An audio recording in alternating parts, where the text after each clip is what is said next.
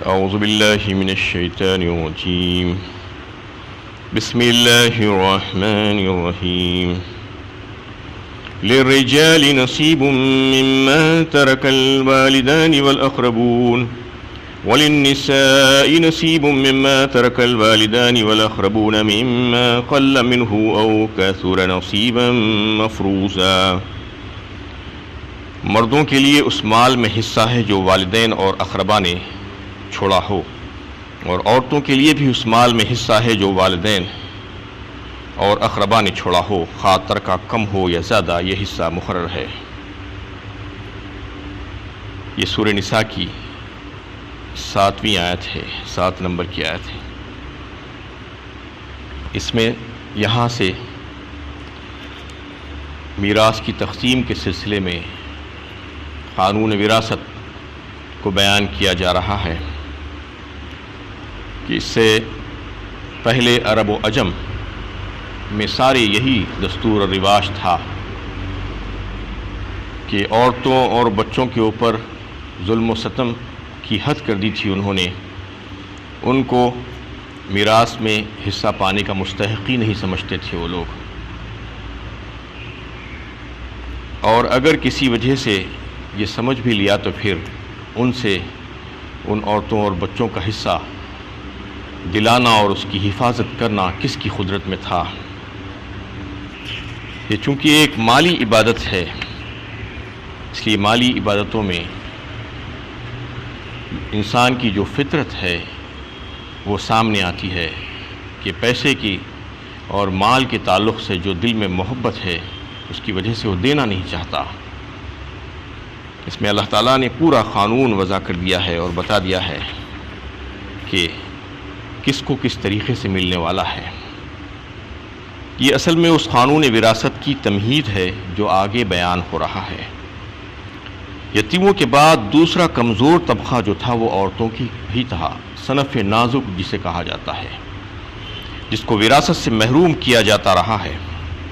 چنانچہ زمانے جاہلیت میں عورتوں کے وراثت میں کوئی حصہ نہ ہوتا تھا اور نہ بچوں کو وراثت میں شریک کیا جاتا، بلکہ صرف مرد وارث قرار پاتے. انہوں نے ایک اصول بنا لیا تھا، ایک ضابطہ بنا لیا تھا کہ وراثت میں حصہ پانے کے مستحق وہی لوگ ہوں گے جو گھوڑے پر سوار ہو کر دشمن سے مقابلہ کر کے مال غنیمت جمع کر سکیں. ایک ضابطہ اور اصول انہوں نے بنا لیا تھا اپنے آپ. تو اس اصول کے تحت تو عورتیں اور بچیاں تو آ ہی نہیں سکتی تھی. دشمن سے مقابلہ کرنا اور گھوڑے پر سوار ہونا یہ عورتوں کا کام نہیں تھا، اور جو نابالغ بچے ہیں وہ بھی محروم ہی کر دیے جاتے تھے. اس طریقے سے ان کا یہ تصور تھا کہ جنگ کرنے کی جو قابلیت مردوں ہی ہوتی ہے، اس لیے وراثت کا حق بھی انہی کو ہونا چاہیے.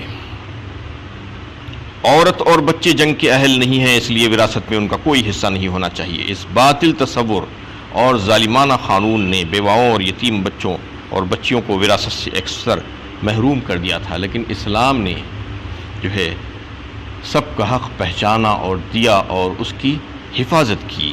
اسلام نے جاہلیت کے اس قانون کو باطل قرار دیتے ہوئے اعلان کیا کہ مردوں کے پہلو بے پہلو عورتیں بھی وراثت میں شریک ہیں. اسی طرح اسلام نے بچوں کو بھی وارث قرار دیا اور سب کے حصے مقرر کیے. تاریخ میں سماج اور قانون کا اصلاح کا یہ زبردست کام تھا جو اسلام کے ہاتھوں انجام دیا گیا، جس کے گہرے اثرات اقوام عالم کے سماجی زندگی پر مرتب ہوئے. ورنہ عربوں کے علاوہ دیگر اقوام کا تصور بھی عورتوں کے بارے میں کچھ مختلف نہ تھا. یہاں تک کہ غیر مہذب اقوام کے نزدیک عورت کی حیثیت بھی مال و جائیداد ہی کی تھی، جس کو میراث سمجھ لیا جاتا تھا. اس لیے ان کو میراث میں حصہ دینے کا سوال ہی پیدا نہیں ہوتا تھا. ایک واقعہ عہد نبوی میں پیش آیا تھا اسی سلسلے کا. حضرت اوس بن ثابت رضی اللہ تعالیٰ عنہ کا انتقال ہو گیا. وہ اپنے پیچھے اپنی بیوی اور 2 لڑکیاں اور ایک نابالغ لڑکا چھوڑ کر چلے گئے. ان کے مرتے ہی ان کے چچا زاد بھائی آ کر سارے مال پر قبضہ کر لیا. بیوی اور بچوں کو اس میں سے کچھ بھی نہیں دیا. اسی اصول کے مطابق جیسا کہ وہ لوگ سمجھتے تھے کہ مال پر عورتوں کا حق نہیں ہے، بچیوں کا حق نہیں ہے، اور جو لڑکا تھا وہ تو نابالغ تھا، اس وجہ سے وہ بھی محروم کر دیا گیا۔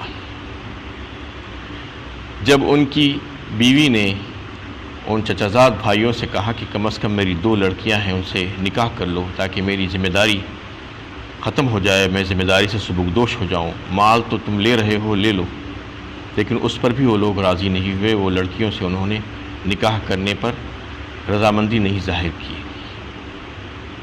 تو حضرت اوس بن صامت رضی اللہ تعالیٰ عنہ کی بیوہ حضور صلی اللہ علیہ وسلم کی خدمت اقدس میں حاضر ہوئی اور جا کر انہوں نے عرض کیا کہ ایسا ایسا ماجرا ہے، اور اپنی محتاجی اور اپنی کمزوری کی فریاد کی۔ آپ صلی اللہ علیہ وسلم نے توقف کیا، کیونکہ اس وقت تک قانون وراثت کے بارے میں کوئی حکم نازل نہیں ہوا تھا، لیکن آپ صلی اللہ علیہ وسلم جانتے تھے کہ یہ ظالمانہ قانون کا بدل اللہ تعالیٰ وحی الہی کے ذریعے سے ضرور فرما دیں گے۔ اس پر یہ آیت نازل ہوئی۔ اس میں یہ بات واضح کر دی گئی سب سے پہلے کہ مردوں کے لیے اس مال میں سے حصہ ہے، چاہے چھوٹے ہو یا بڑے، ان میں سے جو ان کے والدین اور ان کے اقربا نے چھوڑ مرا ہو۔ بالکل اسی طریقے سے عورتوں میں سے بھی ان کے لیے حصہ ہوگا، چاہے وہ چھوٹی ہو یا بڑی، اس میں سے ان کے جو والدین اور ان کے اقربا چھوڑ مرے ہو۔ مما خل منہ او کثر نصیبا مفروضا، اور یہ خواہ ترکہ کم ہو یا زیادہ ہو، اہمیت کا حامل ہو یا غیر اہمیت کا، وہ حصہ سب کو ملے گا، سب کے لیے مقرر ہے، عورتیں اور مرد اس میں شریک ہوں گے۔ یہ اللہ تعالیٰ کی طرف سے مقرر کردہ حصہ ہے۔ اس میں وہ تفصیلات ابھی نہیں آئی تھی کہ کس کو کس قدر حصہ ملے گا، عورتوں کو کتنا ملے گا، مردوں کو کتنا ملے گا، ماں باپ کو کتنا ملے گا، دیگر رشتہ داروں کو کتنا ملے گا۔ وہ ساری تفصیلات اگلی 3 آیتوں کے بعد پورے ایک مکمل رکوع میں آ رہی ہے، اس میں سب تفصیلات اللہ تعالیٰ نے واضح فرما دی، جو ضروری تفصیلات تھی۔ اس کے علاوہ اور زیادہ تشریحات تو آپ صلی اللہ علیہ وسلم کے ارشادات اور تشریحات کے ذریعے سے ملتے ہیں۔ اس کے علاوہ بہت سی مزید تفصیلات کی ضرورت پڑتی ہے جو قرآن میں آپ کو نہیں ملے گی۔ قرآن میں تو ایک اصولی باتیں مل جائیں گی، یہ قانون کی کتاب ہے، اس میں ہر چیز آپ کو نہیں مل سکتی، دیگر ساری چیزیں اور اس کی تشریحات دیکھنا ہو تو پھر احادیث کی روشنی میں دیکھنا پڑے گا، جس کو آپ صلی اللہ علیہ وسلم نے پوری تفصیلات، مکمل تفصیلات بیان فرما دی۔ جب یہ آیت نازل ہوئی ترکے کی تقسیم کے تعلق سے، تو آپ صلی اللہ علیہ وسلم نے احکام قرآنی کے مطابق اس کو تقسیم اس طریقے سے کیا کہ ان کی بیوہ کو اس میں کا 1/8 حصہ دے دیا، جو مال تھا اس میں کا 1/8 حصہ بیوہ کو دیا، اور اس کے بعد جو بچا وہ ان کی اولاد میں اس طریقے سے تقسیم کیا کہ آدھا بیٹے کو دیا اور آدھے میں سے دونوں بیٹیوں کو دے دیا۔ یہ ترکے کی تقسیم آپ صلی اللہ علیہ وسلم نے احکام قرآنی کے مطابق کی، جو آگے کے رکوع میں آپ کو یہ ساری تفصیلات ملیں گی کہ کس طریقے سے حصے بنتے ہیں، اللہ تعالیٰ کا قانون کیسا ہے۔ تو اس میں جو ہے آپ صلی اللہ علیہ وسلم نے ان لوگوں کو حصہ دے کر جو چچازاد بھائی تھے ان کو محروم کر دیا، اور بتا دیا گیا کہ وہ جو ہے ان سے دور کے رشتہ دار ہیں، اس لیے ان کو اس میں سے کچھ بھی نہیں ملنے والا ہے۔ یہ بات واضح کر دی گئی۔ اس میں ایک قاعدہ اور ضابطہ اور اصول بتا دیا گیا ہے کہ ترکے میں سے حصے کا مستحق کون ہوگا۔ اب یہ بات آتی ہے کہ مستحق کون ہوگا، مرنے والا کچھ چھوڑ کر مرا ہے تو اس کے حصے میں سے مستحق کون ہوگا۔ تو اس میں خود اللہ تعالیٰ نے اسی آیت میں یہ بات واضح کر دی کہ اقربون مطلب رشتہ دار، اقربا قریبی رشتہ دار، ان کو اس میں سے حصہ ملے گا۔ یعنی رشتہ داری کن بنیادوں پر ہوگی؟ ولادت کی بنیاد پر جو رشتہ داریاں قائم ہوتی ہیں، ماں باپ اور اولاد کی رشتہ داریاں، اور زوج میں جو رشتہ داریاں قائم ہوتی ہیں شوہر اور بیوی کی، ازواجی جو رشتہ داریاں ہیں، وہ یہ ساری رشتہ داریاں اس میں دیکھی جائیں گی، اس کی بنیادوں پر جو ہے تقسیم ہوگی ترکے کی۔ یہ بات اچھی طریقے سے جو ہے سمجھ لینا چاہیے کہ صرف رشتہ داریاں نہیں بلکہ اس کی بنیاد قریبی رشتہ داریاں ہوں گی۔ رشتہ داریاں تو بہت سی ہوتی ہیں، جیسا کہ سورت کی شروع میں یہ بات آپ سن چکے ہیں، یا ایھا الناس اتقوا ربکم الذی خلقکم من نفس واحدہ۔ اللہ تعالیٰ خطاب فرمائے ہیں ساری انسانیت کو، خطاب فرما کے انہوں نے کہا کہ ڈرو اس رب سے جس نے تم کو ایک جان سے پیدا کیا۔ مطلب یہ ہے کہ سب کے سب حضرت آدم اور حوا کی اولاد ہے ساری دنیا کی انسانیت۔ اگر آپ صرف رشتہ داریاں دیکھنا شروع کر دیں گی تو رشتہ داریاں کہاں تک جائیں گی؟ رشتہ داریاں آخر میں حضرت آدم تک پہنچے گی، تو اتنا تو دینا ممکن نہیں ہے۔ تو اس لیے اللہ تعالیٰ نے ایک اصول اور ضابطہ بنا کر بتا دیا کہ جو قریبی رشتہ دار ہوں گے اور کون کون ہوں گے، کس کس کو اس کا حصہ ملے گا ترکے میں سے، اس کے بارے میں بتا دیا گیا۔ لیکن یہ بات واضح کر دی گئی کہ یہ قریبی رشتہ داروں میں تقسیم ہوگا، یعنی جو قرابت دار ہوں گے، قریبی رشتہ دار ہوں گے، ان کو ترجیح دی جائے گی، اور جو بعید کے ہوں گے، دور کے ہوں گے، ان کو محروم کر دیا جائے گا۔ یہ اصول اور ضابطہ یہاں پر بتا دیا گیا ہے، چاہے وہ مرد ہو یا چھوٹا بچہ ہو، عورت ہو یا چھوٹی لڑکی ہو، سب کو حصہ ملے گا۔ کس کو کتنا ملے گا وہ واضح ہوتا جائے گا آگے آگے، لیکن حصہ سب کو ملے گا ان بنیادوں پر کہ قریبی رشتہ داری کی بنیاد۔ اور یہ تقسیم جو ہے غربت، افلاس اور تنگ دستی، فقر و فاقے کی بنیاد پر نہیں ہوگی۔ یہ بات بھی ذہن نشین کر لینی ہوگی کہ یہ تقسیم ان بنیادوں پر نہیں ہوگی، بلکہ اس کی بنیاد جو ہوگی، چاہے وہ مالدار ہو یا فقیر ہو، جو بھی اقرب ہوگا، جو بھی قریبی رشتہ دار ہوگا، اس کو اس کا حصہ دیا جائے گا۔ یہ بات سمجھ لینا چاہیے، بعید کو محروم کیا جائے گا، قریب کو ترجیح دی جائے گی، اس کا حصہ اس کو ملے گا۔ اس میں جو ہے یہ بنیاد نہیں بنائی جائے گی کہ فلاں مالدار ہے یا فلاں فقیر ہے، چاہے وہ مالدار ہو یا فقیر ہو، افلاس اور تنگدستی کی بنیاد پر اس کے فیصلے نہیں کیے جائیں گے۔ یہ اس وجہ سے کہ بہت سے لوگ آج بھی آپ دیکھتے ہیں کہ سننے میں آتا ہے کہ فلاں کے پاس تو بہت ہے، ان کو دینے کی کیا ضرورت ہے۔ بہت ہے یا نہیں ہے کا سوال یہاں پر نہیں ہے، یہ اللہ تعالیٰ کے مقرر کردہ حصے ہے، جس کو اللہ تعالیٰ نے قریبی رشتہ داریوں کی بنیاد پر تقسیم کرنے کے لیے کہا ہے۔ ترکے کے حصے مالداری یا فقیری کی بنیاد پر تقسیم کرنے کے لیے نہیں کہا ہے، تو اس لیے اس میں کسی کو دخل اندازی کرنے کی کوئی گنجائش نہیں بچتی۔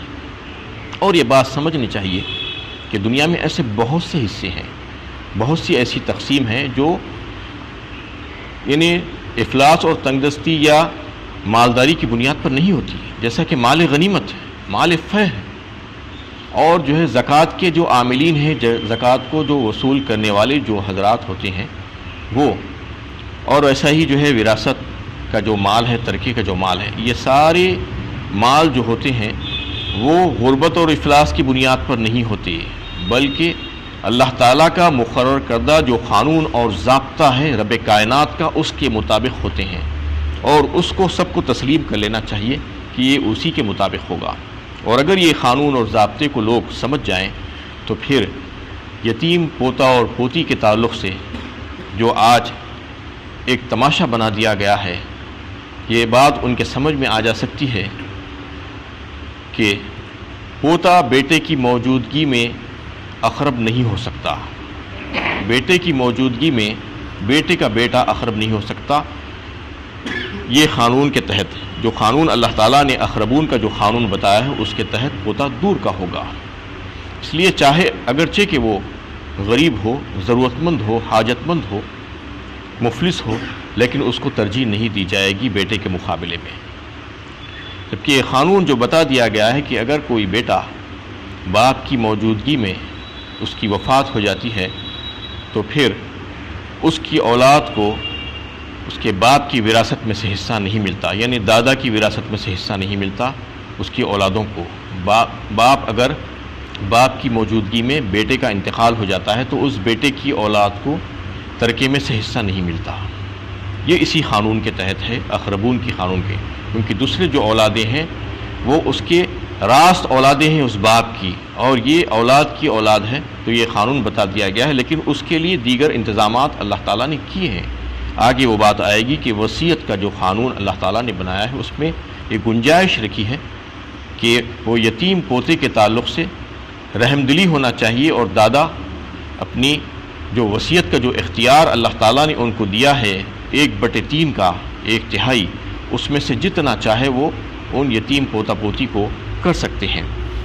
تو اس میں جو ہے اللہ تعالیٰ نے جو قانون بتایا ہے کہ وہ اقربا کو ملے گا، قریب ترین جو رشتہ دار ہے ان کو ترجیح دی جائے گی، اور جو دور کے رشتہ دار ہیں ان کو محروم کر دیا جائے گا۔ اور یہ افلاس اور غربت اور حاجت مندی کی بنیادوں پر جو ہے اس کی تقسیم نہیں ہوگی، بلکہ اس کی تقسیم جو ہے ان بنیادوں پر ہوگی جس کو اللہ تعالیٰ نے واضح فرما دیا ہے، اور اسی قانون کے تحت جو ہے اس کی تقسیم ہونے والی ہے۔ وآخر دعوانا ان الحمد للہ رب العالمین۔